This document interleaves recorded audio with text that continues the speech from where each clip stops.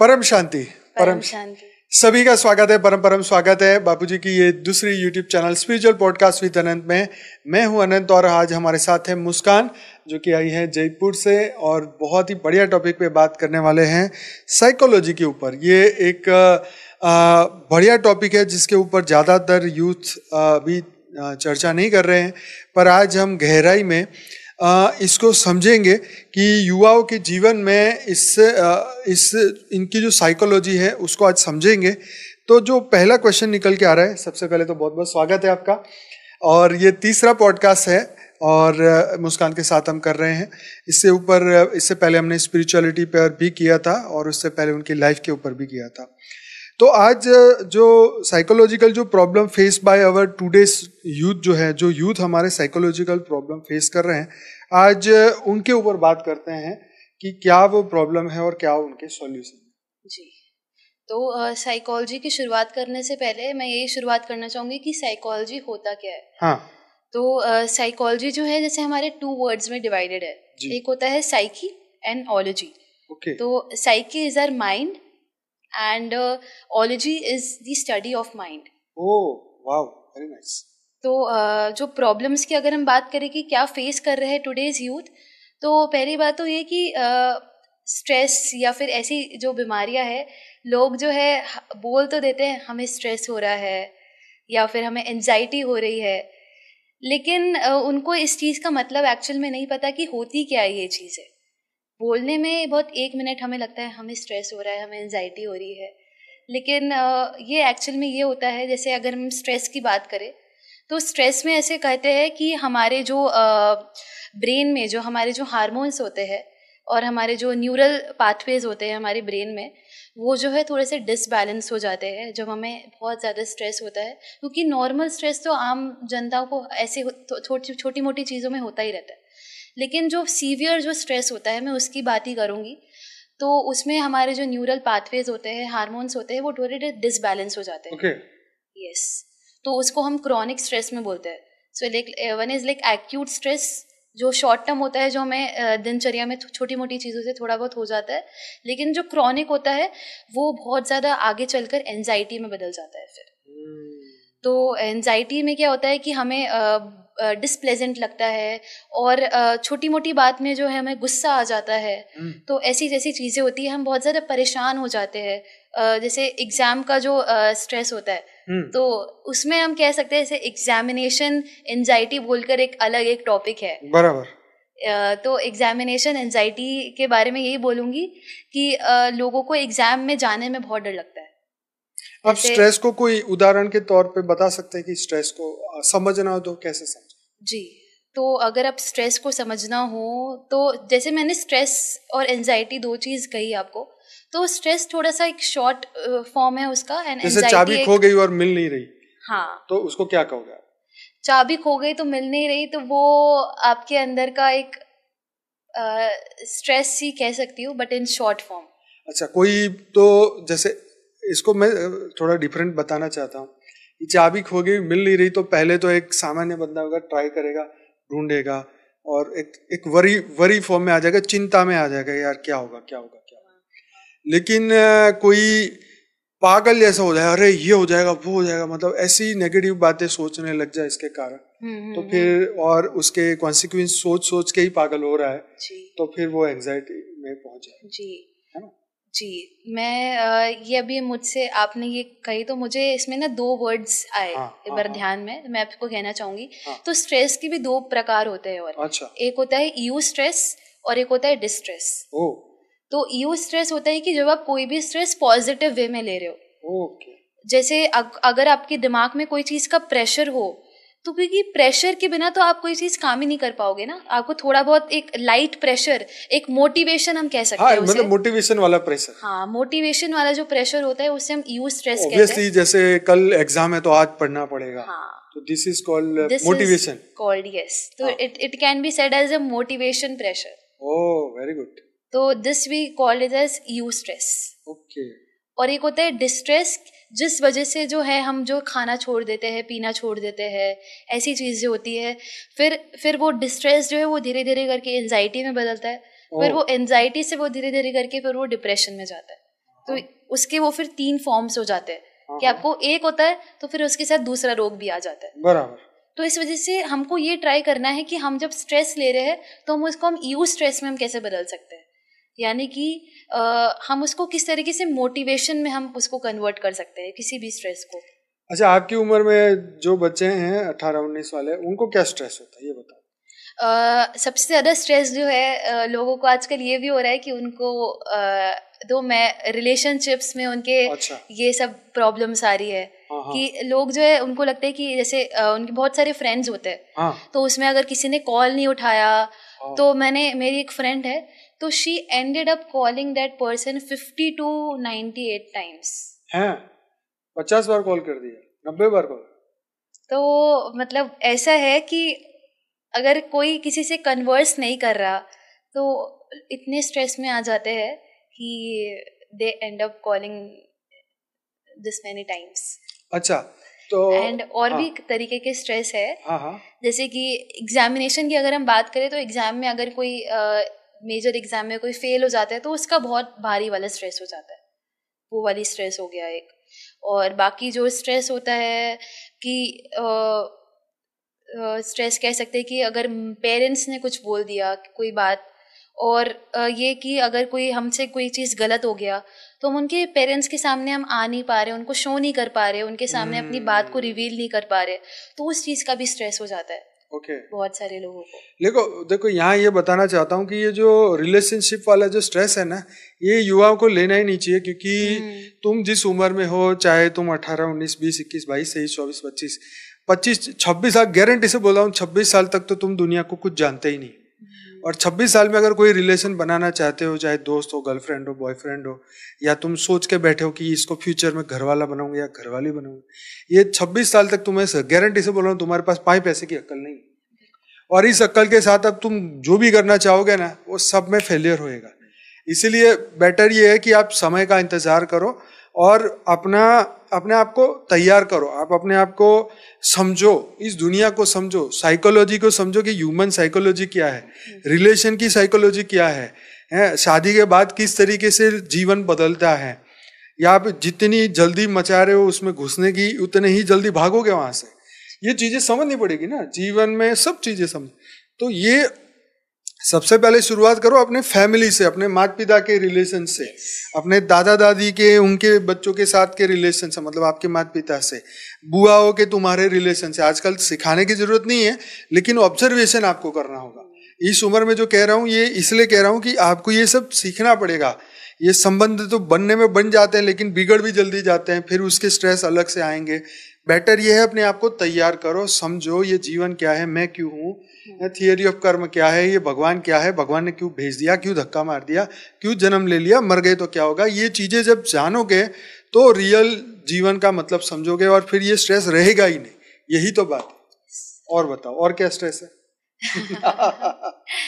और स्ट्रेस तो ऐसे काफी सारे, तो अगर मैं साइकोलॉजिकल वे में बात करूँ तो ऐसे स्ट्रेस में एक ओसीडी बहुत लोगों को होता है, ऑब्सेसिव कंपल्सिव डिसऑर्डर। मतलब वो मैं आपको एक्सप्लेन करती हूँ।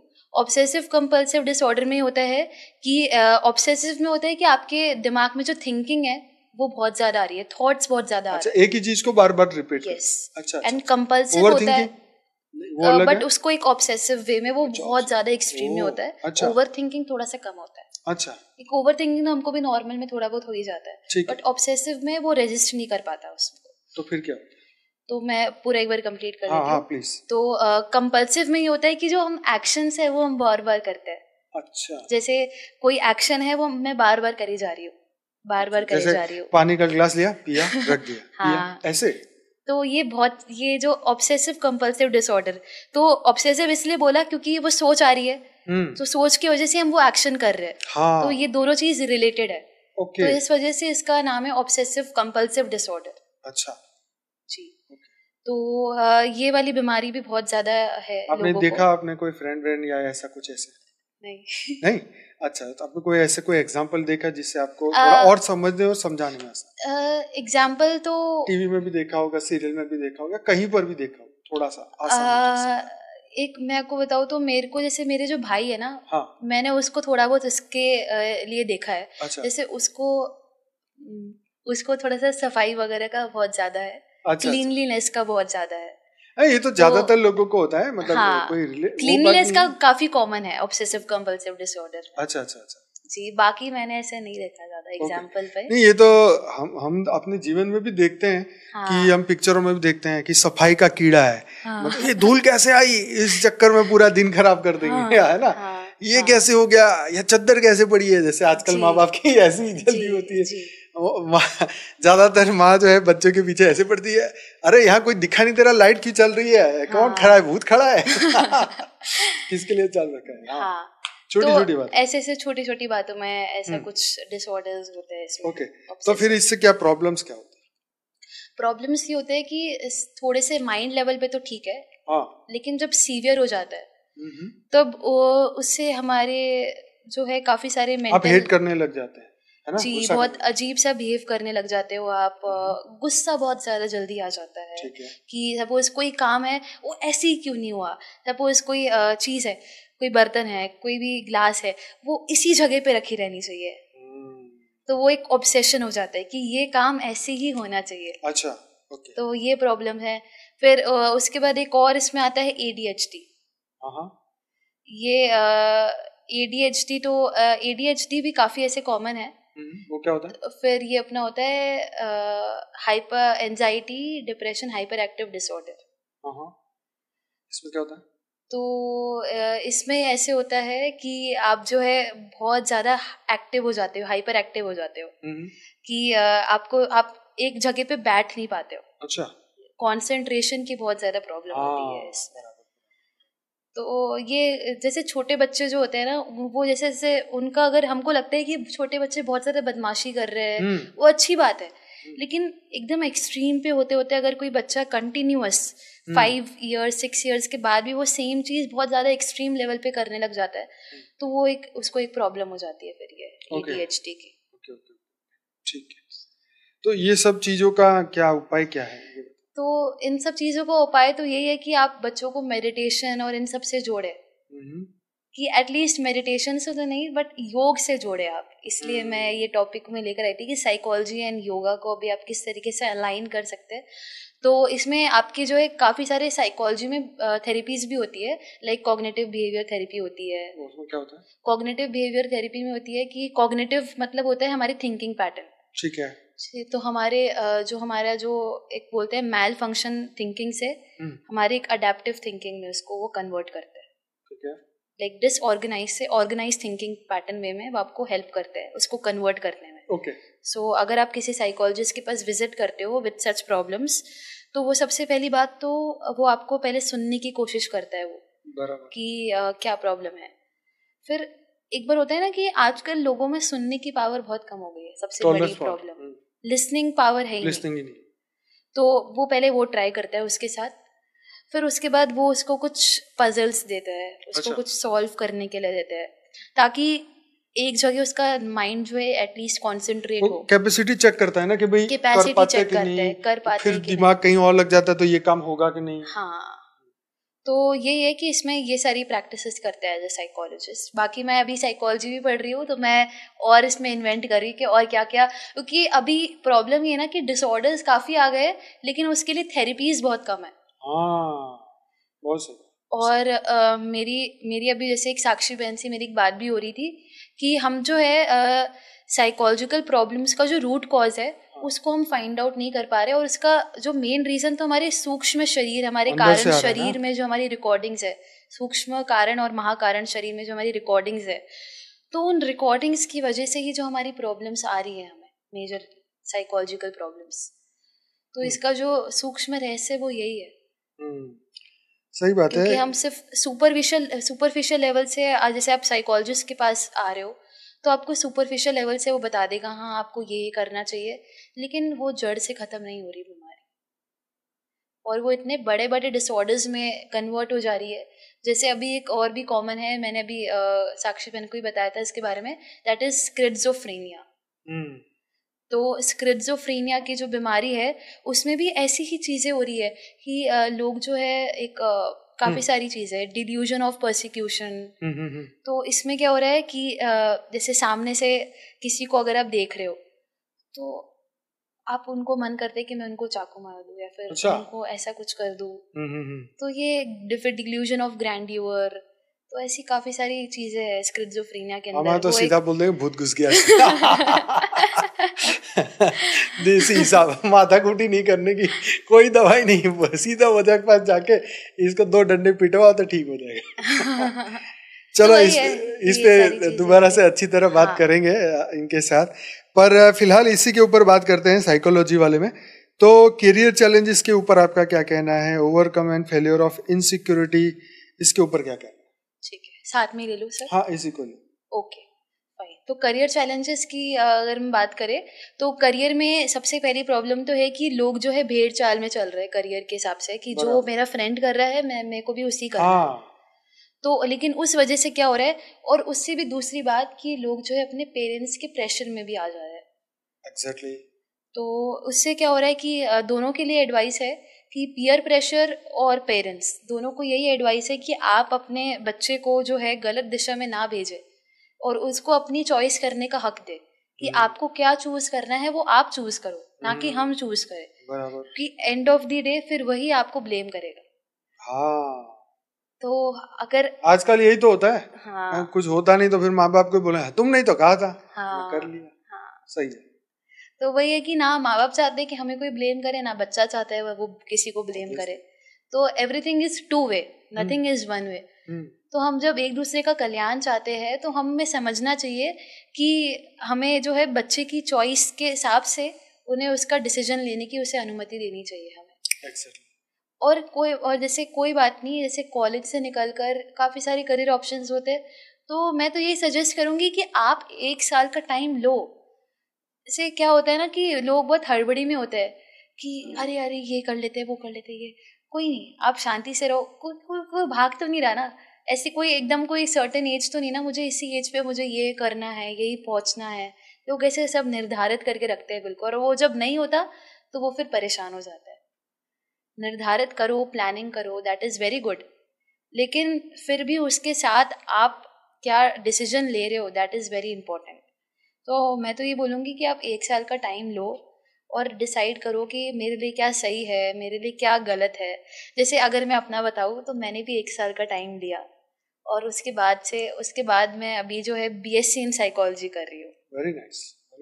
क्योंकि योगा तो मैं प्रैक्टिस कर ही रही हूँ और वो मैं सिखाती भी हूँ अभी। Very good. तो इस वजह से कि मैं अपने पैशन को भी फॉलो कर रही हूँ और साइकोलॉजी में मेरा इंटरेस्ट है, तो मैं दोनों को कंपाइल करके ऐसा कुछ क्रिएट करना चाहती हूँ विद स्पिरिचुअलिटी, ताकि मैं बहुत बढ़िया जी। तो मेरा यही एम है कि मैं एक स्पिरिचुअल वे में, जैसे साइकोलॉजी जो है ना वो लोग सुपरफिशियल लेवल पे देख रहे हैं, तो मेरा ये एम है कि मैं लोगों को साइकोलॉजी स्पिरिचुअल वे में समझाऊँ। बहुत ही बढ़िया। जैसे अपने स्पिरिचुअल साइंटिस्ट आ रहे, तो वैसे स्पिरिचुअल साइकोलॉजिस्ट भी आ सकते हैं। एग्जैक्टली। ये तो हमें ही पैदा करने पड़ेंगे क्योंकि अध्यात्म में ये पॉसिबल है। अगर कोई साइकोलॉजिस्ट है, अगर वो स्पिरिचुअल है तो कितनी अच्छी तरीके से एडवाइस कर सकते हैं। परंतु अगर सिर्फ वो मटेरियल दुनिया को देख रहे हैं, विज्ञान की भाषा में ही दुनिया को देख रहे हैं, तो परमानेंट इलाज नहीं होगा, टेम्पररी इलाज हो सकता है। तो ये सही। तो इसी में मैं जानना चाहता, करियर चैलेंजेस में और क्या चीजें इसमें करियर चैलेंजेस में और आ सकते हैं, फोमो आ सकता है। फोमो होता है अपना फियर ऑफ मिसिंग आउट, मैं रहना चाहूँ ऐसा। जैसे मैंने बोला कि हम भेड़ बकरी की चाल में चल रहे हैं कि जो वो कर रहे हैं हम वही करेंगे। ठीक है। तो हम क्यों कर रहे हैं? अपनी फोमो की वजह से कर रहे हैं। एक साइकोलॉजिकल टर्म भी है, नॉर्मल भी हम यूज करते हैं कि मैं पीछे ना रह जाऊँ, मिस ना कर जाऊँ किसी भी चीज से। तो ये लोगों को मन में फोमो होता है अंदर में, ये मन में ऐसी थॉट्स आते हैं, ऐसे इमोशंस क्रिएट होते हैं कि जैसे कोई भी ग्रुप है ना तो लोग उसमें फिट होने की कोशिश करते हैं अपने। आपके फ्रेंड ग्रुप में ऐसा कभी? हाँ, मैं इस वजह से तो मेरे ज्यादा दोस्त नहीं है। अच्छा। मेरे सिर्फ 2 ही दोस्त है। अच्छा। क्योंकि पहले मैं काफी ऐसे, मैं भी फोमो में थी, ऐसी बात नहीं है, पहले मैं भी फोमो में थी कि मैं कहीं मिस ना हो जाऊँ, मेरे को भी बहुत सारे फ्रेंड्स चाहिए। लेकिन जब से मैंने ना अपनी आत्मा के बारे में जाना है, अपनी सोल कॉन्शियस स्टेट में आई हूँ मैं, और उसके बाद उससे भी पहले मैं जैसे योगा मैं जब प्रैक्टिस करती हूँ तो उसने मेरे को बहुत सारी एक डीप अंडरस्टैंडिंग दी है अपने बारे में, कि मैं जो है मेरे अंदर अनंत सूर्यों का प्रकाश है, मैं इतनी पावरफुल हूँ, मैं बेहद की सोल हूँ, तो मैं मिस ही नहीं हो सकती। तो फियर ऑफ मिसिंग आउट कि अगर मैं किसी ग्रुप में जा रही हूँ, उधर मैं फिट होने की कोशिश कर रही हूँ, इसका मतलब कि मैं अपने आप को ही नहीं जानती हूँ। इसका मतलब जैसे जब आप फ्रेंड्स भी बना रहे हो तो आप एक दूसरे के कोऑपरेट करने चाहिए, एक दूसरे को you should cooperate each other, कि आप एक दूसरे आपके फ्रेंड योगा वगैरह करते नहीं करते? मेरे फ्रेंड्स मेरे नहीं है, ज्यादा योगा नहीं करते। तो बोलती है उसको, अरे करते क्यों नहीं, करना चाहिए तुम्हें, सीखना चाहिए, करते? थोड़ा बहुत मोटिवेट तो हुआ उनका है। मन नहीं करता? मन तो नहीं करता, बट मैं उनको थोड़ा बहुत बोलती हूँ कि करो करो। फिर मैं क्या बोलते हो, क्या बहाने मारते हैं? बोलते योगा कौन करेगा, बोरिंग है बोरिंग है। उनको अभी एक्चुअली जिम और योगा में बहुत एक क्लैश पड़ा हुआ है कि बहुत सारे लोग जिम की तरफ जा रहे हैं, जितने भी यंगस्टर्स है ज्यादा, और बहुत मतलब कुछ लोग हैं जो योगा की तरफ भी आ रहे हैं। जैसे योगा के कॉम्पिटिशन्स आजकल बहुत होने लग गए। अच्छा। पहले नहीं होते थे। अच्छा। तो मैं भी अभी एक रिसेंट कॉम्पिटिशन में भी गई थी। मैं गई थी सितंबर अक्टूबर में, मैं भी कंपटीशन में गई थी, तो मैं जीती नहीं, बट तो योगा की भी काफ़ी सारी चीज़ें हो रही है, लेकिन योगा में लोग ये नहीं समझ रहे कि योगा को आप एक स्पिरिचुअल एस्पेक्ट से कैसे देख सकते हो। बस वही बात है, वो टॉपिक हो चुका है तो मैं उसमें वापस नहीं आना चाहूँगी। जी जी जी जी, नहीं ये बहुत अच्छा है। अच्छा, अभी ये बताओ कि ओवरकम फेल्योर्स एंड इनसिक्योरिटी, कैसे बाहर निकले फेल्योर और इनसिक्योरिटी से? जी, तो फेलियर साइकोलॉजी कैसे मदद करती है? तो साइकोलॉजी इस वजह से मदद करती है, दोनों ही मैं एस्पेक्ट में बताना चाहूँगी, स्पिरिचुअलिटी एंड साइकोलॉजी, कि फेलियर जैसे आप कोई भी एग्ज़ाम या फिर फेल हो जाते हो, तो आपको सबसे पहली चीज़ तो ये समझना है कि आप अपने लाइफ के एग्ज़ाम में फेल ना हो जाओ। कि आप जो है अपने एग्ज़ाम पेपर में फेल हो रहे हो, लेकिन सबसे बड़ी इम्पोर्टेंट बात है कि अपने लाइफ के एग्ज़ाम में मत फेल हो जाओ। तो अगर आप एग्ज़ाम पेपर में फेल हो रहे हो तो वो सिर्फ एक टेम्परेरी चीज़ होगी आपके लिए, और अगर आप उसको डीप लेवल पे देखो तो शायद वो एक आपकी साइकिल का ही पार्ट था। वो एक आपकी एक होता है ना, हर चीज़ निर्धारित होती है, तो आपको कई बार चीज़ आपको डेस्टिनी समझ के भी आपको एक्सेप्ट कर लेनी चाहिए। और इससे आप ओवरकम स्पिरिचुअलिटी के थ्रू इस तरीके से हो सकते हो कि आपको ये समझना है कि ये स्थूल शरीर में आप कुछ समय के लिए आए हो, और आपका जो लक्ष्य है वो एक्चुअल में स्थूल शरीर में रहने के लिए है ही नहीं। आपका जो लक्ष्य है वो आप फंस गए हो यहाँ पर इस मृत्यु लोक में। तो आपका लक्ष्य जो है वो इससे भी ऊपर है, आपको ऊपर की ओर जाना है, अपनी आत्मा को पहचानना है और उसको अग्रसर की ओर लेके जाना है। आप फेल हो रहे हो, सब हो रहे हो, लेकिन वो शरीर रूप में आप फेल हो रहे हो, सब चीज़ें आपके शरीर रूप में हो रही है। और अगर आप आत्मा को समझोगे तो फिर मृत्यु के बाद जो अगर आप फेल हो गए तो फिर बहुत लेट हो जाएगा। कि मृत्यु के बाद अंतमति सो गति में आपकी क्या थॉट्स है, आपके मन में क्या चल रहा है, अगर उसी समय में अगर आप सिर्फ घर परिवार उन सब के बारे में सोचोगे, या फिर अगर आपकी जॉब नहीं लगी, आपका ये हो गया, तो फिर बहुत लेट हो जाएगा। ये बात बिल्कुल सही है कि जब इनकी बातें इनसे हो रही हैं तो मैं भी अपने उस 20s वाली दिमाग से सोचता था, मतलब सोचता हूँ, बैक करता हूँ 20 साल 25 साल पहले। तो उस वक्त जो आप कह रहे हो ये बिल्कुल सच है, हमारे दिमाग में भी आता। लेकिन उस वक्त जो है इसके तो कोई जवाब ही नहीं था, और हमें तो पता ही नहीं इसको फोमो बोलते हैं, तो अब जाके ये शब्द निकला होगा। पहले भी था, मतलब सिचुएशन तो वही थी ना, अब इसको शब्द दे दिया गया, पहले तो नहीं पता था। अभी ऐसे हो रहा है क्योंकि एक्चुअली पहले क्या होता था ना, कि अभी साइकोलॉजी आने के बाद ना लोग बहुत ज़्यादा सोचने लग गए इसके बारे में। ये भी गलत है कि साइकोलॉजी आ गई लेकिन आपके सवालों का उत्तर देने के लिए आई है, ना कि आपको और परेशान करने के लिए आई है। सही बात है। ये तो ये अलग अलग नाम देख के ओसीडी बीसीडी पता नहीं ऐसी बातें बोल बोल के दिमाग और ही खराब हो जाएगा। अरे इसको तो ऐसा है, मुझे भी हो जाएगा। तो अरे भाई ये सिर्फ टेम्पररी हो सकता है, एक दिन के लिए हो, आधे घंटे के लिए हो, फिर निकालो, बुद्धि शुद्ध करो, मन को शुद्ध करो, सब निकल जाएगा। ये सब टेम्पररी खेल है सब। तो ये बात समझना ज़रूरी है कि आप अपने फेलियर्स एंड इनसिक्योरिटी को स्पिरिचुअलिटी के थ्रू ही, अगर आपको जड़ से ख़त्म करना हो तो स्पिरिचुअलिटी एकमात्र रास्ता है आपके लिए। अब फिजिकल चीज़ों में कितनी भी आप खुशी ढूंढ लो, आपको नहीं मिलेगा, मिलेगी टेम्पररी मिलेगी। हाँ, जैसे अगर आप फेल हो गए, आपको इनसिक्योरिटी हो रही है, एक बार के लिए आप फेल हो गए, हाँ नेक्स्ट मोमेंट आपकी एक अच्छी जॉब भी लग सकती है शायद, ऐसी बात नहीं है, अगर आप फेल हो गए, फिर आपने और मेहनत करी, फिर हाँ अगर आपको CA बनना हो, चाहे कुछ भी बनना हो, आप वो बन भी गए, उस स्टेज पर पहुंच भी गए, लेकिन उसके बाद अगर आप वापस फेल हो गए तो ये सोचना चाहिए कि अगर मैं फेल हो रहा हूँ तो क्यों हो रहा हूँ। अपने पास्ट कर्म में शायद मैंने ऐसे कुछ कार्य करे होंगे जिसका शायद परिणाम भी मुझे फेलियर के रूप में मिल रहा हो।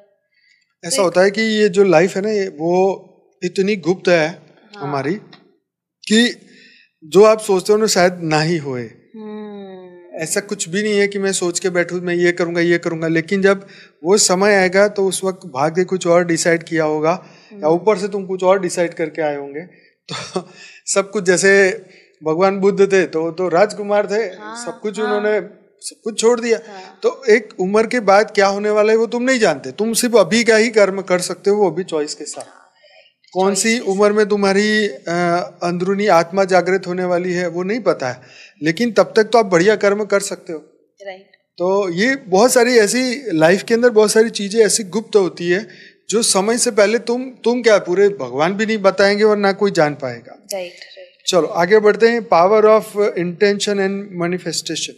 यस, तो इंटेंशन एंड मैनिफेस्टेशन का पावर यही है कि इंटेंशन मतलब यही कि आप जो सोच लेते हो वो आप कर गुजरते हो। वही बात है कि अगर आपने सोच लिया तो आपके माइंड में इतनी शक्ति है और आपकी आत्मा में भी इतनी शक्ति है कि निश्चय बुद्धि विजयंती, जैसे हम बोलते हैं, अगर आपने निश्चय कर लिया तो आप वो काम कर लेते हो। ठीक है, और उसी तरीके से मैनिफेस्टेशन उसका ही साथ आता है कि आजकल मैनिफेस्टेशन बहुत ज़्यादा चल रहा है। एक वर्ड है मैनिफेस्टेशन, कि हम ये मैनिफेस्ट करेंगे, वो मैनिफेस्ट करेंगे। तो मैनिफेस्टेशन में ये इम्पोर्टेंट है कि आप क्या मैनिफेस्ट कर रहे हो। क्या आप सिर्फ पैसा, गाड़ी, बंगलो, ये टेम्परेरी चीज़ें मैनिफेस्ट कर रहे हो, या फिर आप अपने आत्मा का कल्याण के लिए कुछ मैनिफेस्ट कर रहे हो। यानी मैनिफेस्ट मतलब संकल्प शक्ति हो गई हमारी। तो क्या आप संकल्प शक्ति में आप क्या मैनिफेस्ट कर रहे हो, दैट इज़ इम्पॉर्टेंट, जो हमारी स्पिरिचुअलिटी से इंक्लाइन होता है। कि अगर मैं संकल्प कर रही हूँ कि मैं एक दिव्य आत्मा हूँ, मैं एक परम चैतन्य आत्मा हूँ, तो मैं ये मैनिफेस्ट कर रही हूँ, तो ये मेरी आत्मा का कल्याण कर रहा है, ये मेरे लॉन्ग टर्म तक मेरे साथ जाएगा। तो आप क्या मैनिफेस्ट कर रहे हो, अपनी आत्मा की शक्ति किस में लगा रहे हो। सुबह उठकर आप धन्यवाद कर रहे हो, या फिर अगर आप ये बोल रहे हो कि नहीं मुझे बस गाड़ी, बंगलो, पैसे दे देना, मेरे को आज ये मार्क्स चाहिए, मुझे ये एग्ज़ाम में पास करा देना, तो आप मैनिफेस्ट जो कर रहे हो अपनी संकल्प शक्ति अच्छी दिशा में लगाओ। तो वही मैं फ्रेंड्स क्या करती है मैनिफेस्टेशन, ये बताओ। यही करती है कि जैसे अगर कोई जिसको जो भी बनना है, अगर किसी को आर्मी ऑफिसर बनना है तो मुझे ये बना देना, मेरा एग्ज़ाम पास करा देना, मेरे को ये कर देना, वो कर देना। ठीक है, अगर आप मैनिफेस्ट कर रहे हो तो ठीक है, बट ये चीज़ भी आपको मैनिफेस्ट करनी चाहिए जो आपके साथ लास्ट ब्रेथ तक आपके साथ जाएगा। तो मैनिफेस्टेशन में इसलिए बहुत पावर है। अच्छा, द इम्पोर्टेंस ऑफ एम्पैथी, इसमें मैं एक और चीज़ बताना चाहूँगी। तो मैनिफेस्टेशन में भी जैसे साक्षी बहन जो है हमारी वाणियों में बात करती है, यानी परावाणी, और फिर हम जो मुख से बोलते हैं वो वाली वाणी, फिर हम जो मन में सोचते हैं वो वाली वाणी। तो इन तीनों वाणियों में भी बहुत शक्तियाँ है। मेरे को उसका ठीक से अभी तक नाम याद नहीं आ रहा। हाँ, मुझे भी याद नहीं आ रहा। बढ़िया है वो। बट एनीवेज, तो हम जो ऊपर सोचते हैं वो तो हमारी परावाणी होती है, ये मेरे को बस याद है। हाईएस्ट लेवल ऑफ कॉन्शियसनेस में जो बात करोगे वो परावाणी। यस, वैखरी, यस, हाँ, वैखरी। एनीवेज, तो मध्यमा, वैखरी, मध्यमा, परा। वैखरी, मध्यमा, परा। तो हम जो हाईएस्ट, पहले तो हम जो मुख से बोलते हैं और उसके बाद हम जो सोचते हैं, और उसके बाद जो है मैं वैखरी, परा, और एक तो हम मुख से बोलते हैं, और एक हम बोलते हैं कि एकदम धीरे बोल रहे हैं, वो वाली वाणी, और एक हम जो सोच रहे हैं। तो 3 तरह की वाणी होती है जो हमारी मैनिफेस्टेशन में हम यूज़ कर सकते हैं, और हम अपने ध्यान के तरह भी हम यूज़ कर सकते हैं जब हम ध्यान कर रहे होते हैं।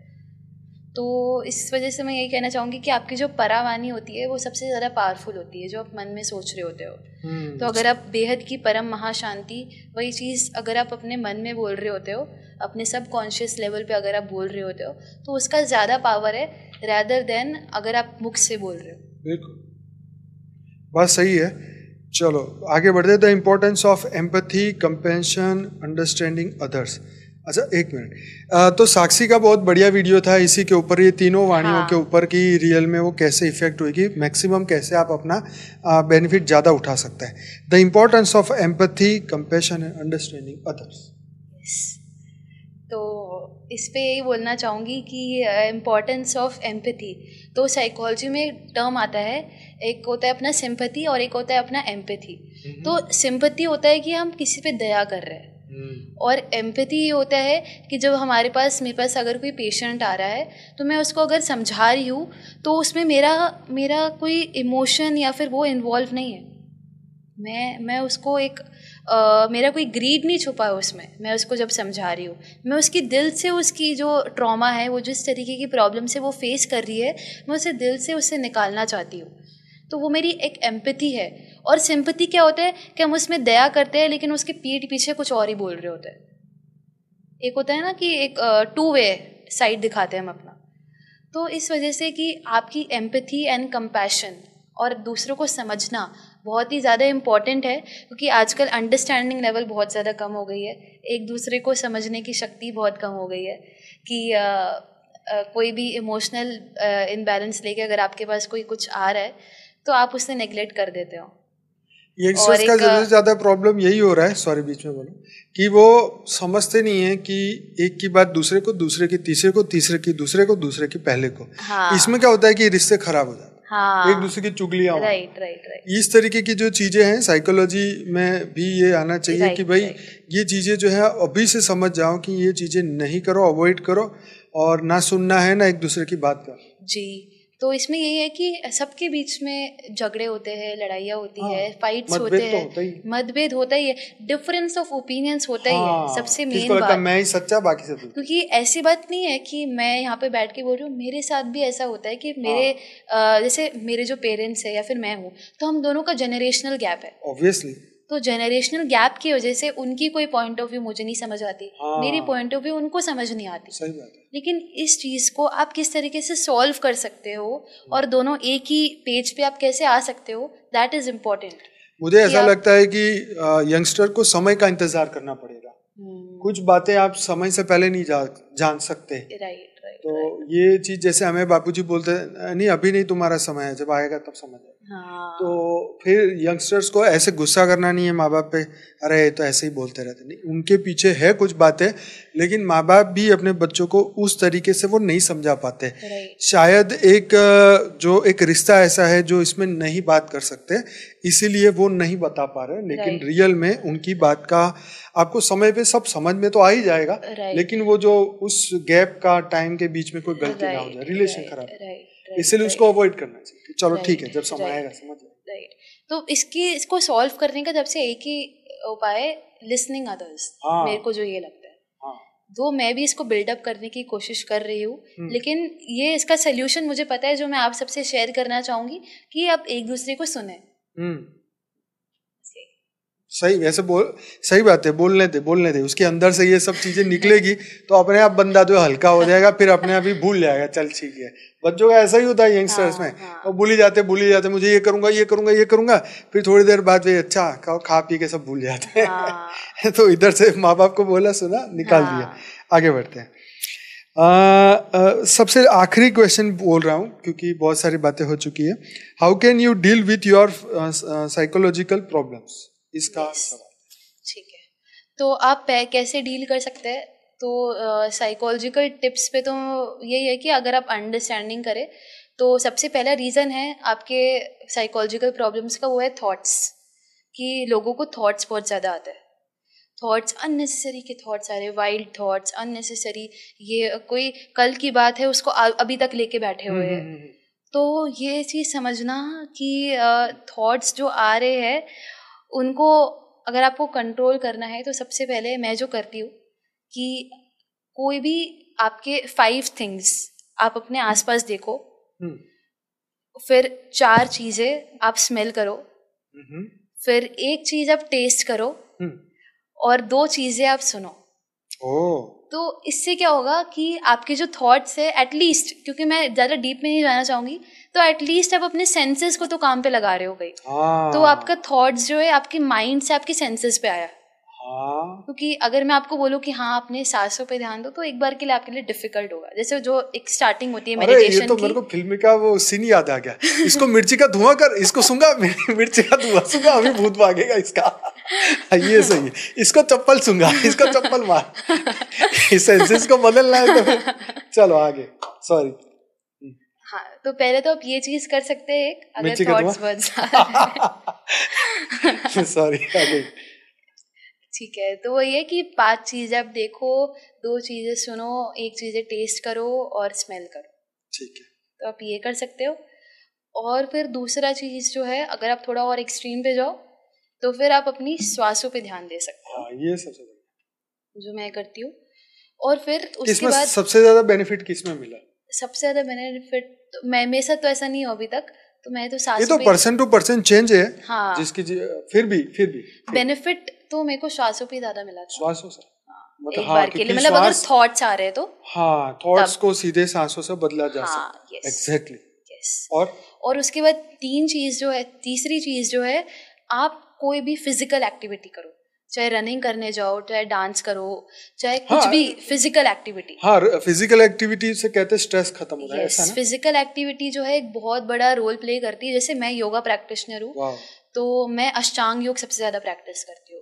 तो अष्टांग योग और हठ योग, तो ये ना 2 विगरस होता है। अष्टांग योग बहुत विगरस होता है, हठ योग बहुत साइलेंट होता है। तो मैं अष्टांग योग प्रैक्टिस करती हूँ। तो जो भी योगा प्रैक्टिशनर्स है वो अष्टांग योग कर सकते हैं। भारी विगरस यानी बहुत ज्यादा तेज होता है, लाइक। अच्छा। जैसे मैं इसमें थोड़ा बता सकती हूँ आपको। जैसे तो हठ योग और अष्टांग योग में डिफरेंस क्या होता है? हठ योग जो होता है वो 2 वर्ड से बना है, हकारा और ठकारा। अच्छा, और तो हकारा हमारी सन की एनर्जी होती है, ठकारा हमारी मून की एनर्जी होती है। तो जब हम हठ योगा प्रैक्टिस करते हैं तो ये दोनों को हम बैलेंस करते हैं इन योग। अच्छा। योग का मतलब ये यूनियन, और हठ योग हमें इन दोनों को बैलेंस करने में मदद करता है। और वो थोड़ा सा लाइट सिंपल ऐसा होता है, इजी गोइंग होता है। लेकिन जो अष्टांग योग होता है वो विगरस होता है। तो उसमें हर आसन जो है वो थोड़ा सा विगरस होता है। स्पेशली जो सूर्य नमस्कार होता है उसका, दोनों का पैटर्न डिफरेंट होता है। तो इस वजह से मैं अष्टांग योग करती हूँ थोड़ा विगरस होने के लिए, जब थॉट्स बहुत ज़्यादा आते हैं, या फिर मैं रनिंग करने चली जाती हूँ। तो अष्टांग योग में 8 अंग होते हैं अपने, यम, नियम, आसन, प्राणायाम, प्रत्याहार, धारणा, ध्यान, समाधि। तो ये इनका जो कंपाइलेशन होता है ये हमारे अष्टांग योग में आता है। ठीक है। हाँ, लेकिन इसमें जो आसन होते हैं वो विगरस होते हैं अष्टांग योग। वापिस आ जाते हैं कि कौन सा बेनिफिट ज्यादा मिलता है, कौन से सेंसेस से? पेप्सी पीने से? मतलब पानी पीने से? नहीं। कहते कोई गुस्से में होता है, पानी पिलाओ ठीक हो जाएगा, ठंडा हो जाएगा, नहा के आओ तो भी फ्रेश सब भूल, है ना? हाँ, नहाने का बहुत अच्छा पॉइंट बताया आपने भी, कि नहाना जो है वो भी बहुत हमारे मेंटल ट्रॉमास, मेंटल इमोशंस जो है उसको बहुत रिलीज करता है। और स्पेशली ना मैंने जो अपने खुद पे रियलाइज करे कि हमारे जो नेक के बैक के पीछे का जो हमारा पॉइंट होता है ना, तो उधर से वो वेगस नर्व निकलती है। अच्छा। तो वेगस नर्व निकलती है, तो उस समय अगर आप कुछ कोल्ड उधर में आप रखते हो पीछे में, तो उसको रिलैक्सेशन मिलता है। तो और उससे फिर हमारे DMT जो मॉलिक्यूल है, डिवाइन मॉलिक्यूल, तो वो रिलीज होता है। अच्छा। और आपके जो स्ट्रेस हैप्पी हार्मोन्स जो है जितने भी, डोपामीन हार्मोन्स है आपके, जितने भी सेरोटोनिन, मेलाटोनिन, तो ये भी रिलीज होते हैं इससे। तो हम बढ़िया से टॉपिक पे बात करते करते आगे पहुंचे कि जो साइकोलॉजिकल जो प्रॉब्लम है उसके जो सॉल्यूशन हम ढूंढ रहे थे, उसमें चर्चा में आगे बढ़ गए। और हमने जैसे इन्होंने बताया कि टेस्ट कुछ कर लो, स्मेल कुछ कर लो, तो उसमें कुछ और एग्जाम्पल ऐड करना चाहेंगे?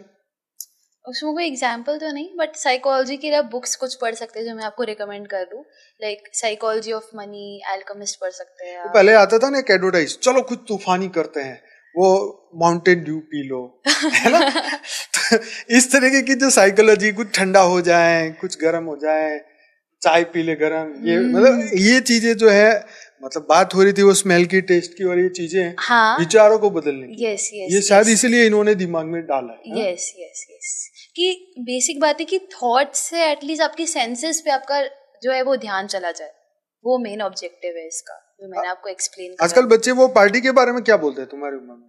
चलो पार्टी करते हैं। What is party? पार्टी के बारे में तो यही है कि उनको कोई कॉन्सर्ट हो रहा है, कोई डिस्को हो रहा है, तो उनको उधर जाना अच्छा लगता है। पार्टी के बारे में तो आजकल वो बच्चे कहते हैं हम तो हर हफ्ते पार्टी में जाते हैं। ये क्या होती है पार्टी? पार्टी यही होती है। ये आजकल सबसे ज्यादा ना कॉन्सर्ट्स बहुत ज्यादा चल गए, कोई सिंगर आ रहा है, कोई इधर आ रहा है, दो ठीक है एक बार आप देखने जा रहे हो, बट वही है कि ज्यादा टाइम तक उसको आपको इन्वॉल्व नहीं होना चाहिए, कि कभी कभार आप ठीक है एक दो बार, क्योंकि मुझे भी ये लगता है कि जब तक आप हर एक्सपीरियंस को चखोगे नहीं तब तक आपको रियलिटी कैसे पता चलेगी। जैसे अभी मैं स्पिरिचुअलिटी में आई हूँ, लेकिन मुझे अपनी सही गलत का पता है कि ऐसा बात नहीं है, मुझे अपनी लाइफ में एडवेंचर क्योंकि मेरे को ट्रैवल करना बहुत पसंद है। अरे वाह। तो ट्रैवलिंग करना बहुत पसंद है कि अलग अलग देश में क्या कपड़े पहनते हैं लोग, अलग अलग खाना क्या खाते हैं। आप देखोगे हमारा इंडिया तो ऐसा है कि हर एक किलोमीटर में ही आपको एक नया चीज़ मिलेगी, हर एक किलोमीटर चलते ही एक देश बदल जाएगी, उनकी भाषा बदल जाएगी। जैसे हमारी जो राजस्थानी है, जैसे मैं जयपुर में रहती हूँ ना, तो हमारे इधर राजस्थान में हमारी जो मारवाड़ी बोली जाती है, तो उसमें आप जैसी हर एक डिस्टेंस में, हर एक मैं बोलती हूँ मतलब 10 किलोमीटर जितने भी, हर एक किलोमीटर वाइज मारवाड़ी की भाषा, टोन, सब कुछ बदल जाएगी। तो इतनी वैरायटी है और इतना डाइवर्सिटी है। क्या मारवाड़ी थोड़ा बहुत समझ आ जाता? हाँ, ऐसे बोलते कटे जाओ तो ऐसे थोड़ा बहुत। ओके, तो ये साइकोलॉजी वाली बात से अब इसका जो सॉल्यूशन आपने बताया और कुछ वेज भी बताए, और इसके सिवा और कुछ बताना चाहते हैं इसमें सॉल्यूशन के ऊपर? सॉल्यूशन के ऊपर तो देखो, ये चीज मैं समझाना चाहता हूँ कि जब हमारा माइंड खराब होता है ना, तो ना तो आपको कुछ बात अच्छी लगेगी, ना ज्ञान सुनना अच्छा लगेगा, ना ही आपका योग लगेगा, क्योंकि ऑलरेडी वो तो डिस्टर्ब है, माइंड डिस्टर्ब है। तो यही है, ठंडा पानी पियो, ठंडा पानी से नहाओ और दिमाग को शांत करो, और जो भी भगवान के ऊपर है उनका नाम मतलब स्मरण करो। तो ट्राई करो स्मरण करने का, सोचने का, जिसके ऊपर विश्वास है, श्रद्धा है, उसको याद करो। तो इससे टेम्पररी जो है आप उस सोच से बच जाएंगे जो सोच आपको कष्ट देगी। जैसे इसमें आपने जब भी बोला ना नाम जप करो, तो उसमें मैं जब भक्ति मार्ग में थी और मैं इस्कॉन जाती थी, तब माला चैंटिंग जो है बहुत हेल्प करती है आपको। तो एटलीस्ट आप एक आध्यात्मिक वे में भी चल रहे हो, और आपका जो थॉट्स है वो आप अलग तरीके से आपका डाइवर्ट हो रहा है। तो इसमें साइकोलॉजी में भी एक टर्म आता है like behaviour therapy, cognitive behaviour therapy. एक कॉग्निटिव थेरेपी होती है और एक कॉग्निटिव बिहेवियर थेरेपी होती है। तो उसमें बोलते हैं आपके मैल अडेप्टिव बिहेवियर्स को अडेप्टिव बिहेवियर में वो बदलते हैं। यानी मैल अडेप्टिव कि अगर आपके दिमाग में थॉट्स आ रहे हैं, तो उसकी जगह आप अगर आप गलत डायरेक्शन में जा रहे हो, तो उसकी जगह उस एनर्जी को आप ऐसे स्पिरिचुअल प्रैक्टिस में आप इंगेज करो। जैसे माला जप हो गया, या फिर सॉन्ग सुनने हो गए, भक्ति के सॉन्ग सुनने हो गए, उसमें आप डांस करो। तो ये सारी चीजें आप कर सकते हो। लाइक नृत्य योग भी होता है, जैसे मैं कथक डांसर भी हूँ, सो मैंने कथक भी कर रखा है। Very good. तो आप जैसे मैं कथक करती हूँ, तो उसमें लाइक बीट्स होती है, ताल होते हैं, एवरीथिंग होता है। फिर मैंने भरतनाट्यम भी सीखा है। तो ऐसे इसमें मैं एक और चीज, वो थोड़ा अलग टॉपिक हो जाएगा, बट मैं एक रिक्वेस्ट करती हूँ कि अगर आप अपने बच्चों को अपनी भारतीय संस्कृति से जोड़ सके, वो तो बहुत सुंदर बात है कि आप अगर उनके बच्चों को अगर वो गलत, जैसे अगर हमारे जो वेस्टर्न डांसेस है, वेस्टर्न सॉन्ग्स है, अच्छी बात है, उनको भी आपको जानना चाहिए, लेकिन उसकी जगह अपने भारत की संस्कृति, भारत के जो डांस है, भारत के सॉन्ग्स है, उसकी तरह अगर आप बच्चों को लेकर आए, तो स्पिरिचुअलिटी इसमें भी बहुत आपको हेल्प करती है। अच्छा, ये सॉरी बीच में बोला, ये जो सॉन्ग आप कह रहे थे, ये भी एक बहुत बड़ी थेरेपी है। यस यस, तो साउंड थेरेपी बोलते हैं। साउंड थेरेपी आजकल के मतलब स्ट्रेस में, जैसे कोई रिलेशन टूटा तो वही वाले गाने शुरू कर देते हैं, वो सुनने से उसका क्या, आपका क्या साइकोलॉजी क्या समझ में आती है, और क्या फायदा होता है, नुकसान होता है? जी, तो एक्चुअली जब लोग ऐसे गाने सुनते हैं कि अगर उनका ब्रेकअप हो गया, तो वो ब्रेकअप वैसे सॉन्ग सुन रहे हैं। शीशा हो या दिल हो, आखिर टूट जाता है। तो क्या है इसके पीछे? तो क्योंकि इसलिए सुनते हैं क्योंकि कई बार क्या होता है ना, इसमें हमारा जो ईगो होता है उसको बहुत सेटिस्फैक्शन मिलता है। अच्छा। मेरी ऐसा मानना है। साइकोलॉजी में भी ना 3 चीजें होती है हमारी एलिमेंट्स में। एक होता है id, ego and superego. अच्छा। तो हमारे जो इड होता है वो हमें एक सेटिस्फैक्शन देता है, हमारे जो प्लेजेंट सेटिस्फैक्शंस होते हैं हमारे, जैसे कहते हैं मैंने बोला और हो गया। हाँ, तो वो कौन सा ईगो? नहीं, मैंने बोला और हो गया, तो वो अपना ईगो होता है। अच्छा, ईगो होता है। हाँ। तो इसके नीचे वाला कौन सा था? इड। वो क्या होता है, कैसे? वो हमें एक कोई भी प्लेजर सेटिस्फैक्शन देता है, वो प्लेजरी सेटिस्फैक्शन देता है। जैसे लाइक जैसे किसी को खाने से मिलता है। हाँ राइट, वैसे। पानी पूरी खाई आनंद आया। राइट, हाँ। अच्छा, वो ऊपर वाला सुपर ईगो, ऊपर वाला जो सुपर ईगो होता है वो एक तो ईगो, पहले जो अपना जो ईगो होता है वो हमको एक रियलिटी चेक देता है पहले, ठीक है। फिर उसके बाद जो अपना सुपर ईगो होता है वो उसको जस्टिफाई करता है, लाइक रियलिटी चेक देता है, यानी ईगो। जैसे मैं अगर ऐसा कहूँ कि देख मैं जो कह रहा हूँ ना यही होगा, 2 दिन बाद यही होगा, इसको आप कैसे कहेंगे? इसको ईगो ही कहेंगे? इसको नहीं, इसको आप एक तो प्लेजरी सेटिस्फेक्शन हो गया, एक आपका ईगो कहेंगे आपको। ईगो में, तो मुझे वो समझा सुपर ईगो क्या है? सुपर ईगो ये होता है कि आपके जो ईगो को वो जस्टिफाई कर रहा है, यानी कैसे, अगर मेरे को पानी पूरी अच्छी लगी, ठीक है, तो मैंने उसको खाया, फिर मेरी मम्मा आई, उन्होंने मेरे को बोला हाँ बेटा और खाओ, तो उससे मेरा सुपर ईगो एक्टिवेट होता है फिर। तो उससे मेरे को फिर एक और कॉन्फिडेंस आएगा कि मैं जो कर रही हूँ उसमें वो बिल्कुल सही है। ओके, मतलब कोई आके प्रोत्साहन दे दे आपको, वो आपका सुपर ईगो आपको करता है। वाह बेटे बहुत बढ़िया किया तू, और कर। वो सुपर ईगो आपको एक्टिवेट करता है, वो आपका वो चीज। तीनों के नुकसान क्या है? तीनों के नुकसान क्या है कि ईगो, अगर आप प्लेजर चीजें देख रहे हो तो नुकसान तो है ना, कि अगर आप एक तरीके से ईगो फिर भी सही होता है क्योंकि आपको एक वो रियलिटी चेक दे देता है कि आप क्या कर रहे हो। मतलब ईगो क्या करता है ना, जैसे आप पानी पूरी खा रहे हो तो फिर आपको वो रियलिटी चेक एक बार देगा कि नहीं ये गलत है, एक माइंड में आता है। लेकिन फिर जैसे ही वो सुपर ईगो अटैक करता है, नहीं तू तो सही कर रहा है, सही कर रहा है, तो वो सुपर ईगो जैसे अटैक करे, जैसे सपोज मैंने अगर मम्मी का एग्जांपल लिया, पेरेंट का, कि मम्मी आके बोली हाँ तू तो सही कर रही है, अच्छा खा, तो फिर सुपर ईगो एक्टिवेट हो जाता है। अच्छा, ईगो फिर भी सही होता है। जो हम ईगो को हम गलत मानते हैं, एक्चुअल में सबसे बुरा हमारा इड होता है, जो हमारे प्लेजरी सेटिस्फैक्शंस को पूरा करता है। तो हम जो बोलते हैं ना कि इसका ईगो बहुत है, एक्चुअली उसका वो इड होता है, ID, इड। मैं तो तीनों ही चीज पहली बार सुनी भाई, पूरी लाइफ बीत गई सब सुनते तो अभी क्या करना है इनका? और जैसे ये तीनों जो है, यही चीज हमारे योगा में हम इसको सत्व, रजस और तमस बोलते हैं। सेम चीज हमारे सत्व, रजस और तमस का भी एक पार्ट में आ जाता है, तो वही चीज है। ओके, तो सॉल्यूशन में ये सब चीजें हटाने का आखिर में क्या सॉल्यूशन देंगे? आखिर सॉल्यूशन तो यही है कि जो भी साइकोलॉजिकल प्रॉब्लम्स है उनसे अगर आपको बचना है तो फिर सबसे पहले आत्मा को तो जानना ही पड़ेगा आपको। आप सुपरफिशियल लेवल में मैंने जो भी चीजें बताई, फिजिकल एक्सरसाइज हो गया, फिर अपना टच, स्मेल, टेस्ट वाला चीज हो गया, तो उससे आपको एक बार जो DMT मॉलिक्यूल मैंने बताया वो सब चीजें आपकी एक्टिवेट होती है, आपकी हैप्पी हार्मोन्स निकलते हैं। लेकिन वो कितने लॉन्ग लास्ट कर पाता है वो आपको योग से आपको हेल्पलाइन। तो इसको यही कहेंगे शास्त्रों में, जिसे आनंद यहाँ का है, परम आनंद ऊपर का है, ज्ञान का।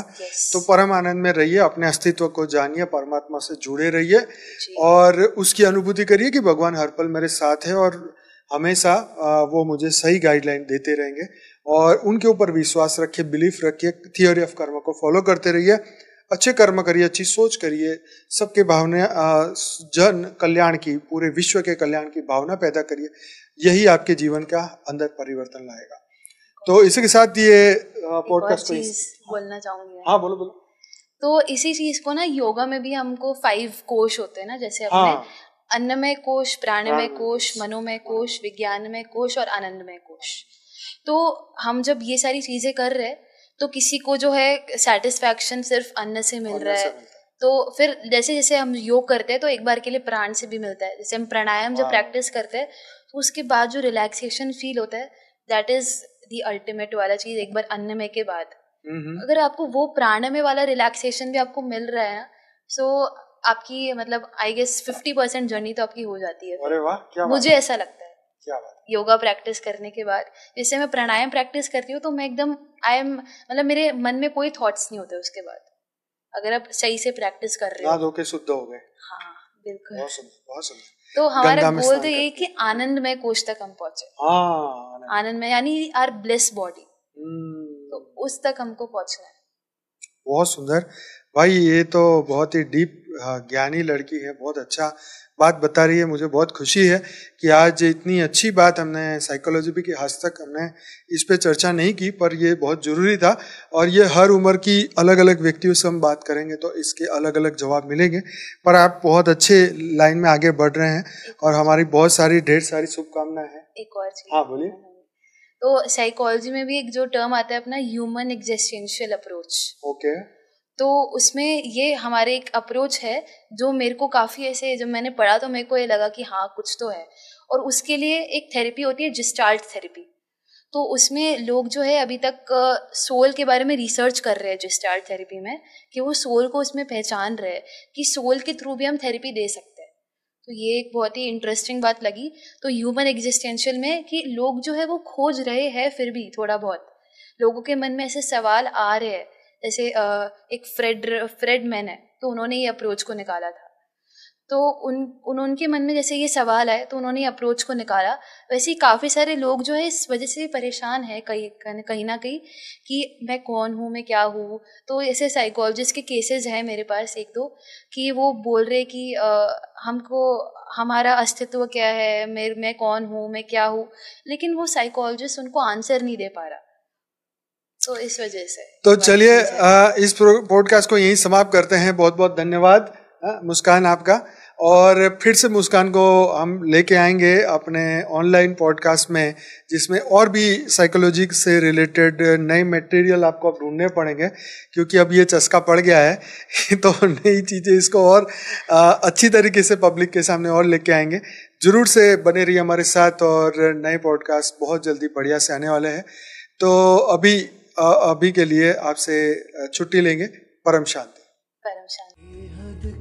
परम शांति सोचो, बोलो परम शांति। Join us daily for our morning live meditation, Monday to Saturday, 5:30 to 6:30 a.m. Join us daily for live meditation, 10 p.m. to 11 p.m. on YouTube Live. Subscribe now. Website www.paramshanti.org. Email us anant@paramshanti.org. Like, share, subscribe. Join today. बेहद की परम